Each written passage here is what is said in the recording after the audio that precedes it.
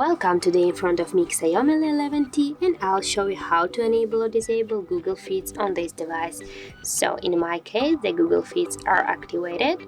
Now just to turn off this function, press for a while with your finger on your screen and go to the settings icon. Now here you will see the more section. Go to this section and here we can see the Google Discover. Just tap on the switcher to turn off this function, and now we'll check. Yes, our Google Feeds are deactivated now. Now just to turn on again this function, go by the same way to the settings and tap on the switcher again. And as can you see, I activated this function right now. So that's it. If you find this video helpful, leave like, comment and subscribe our channel.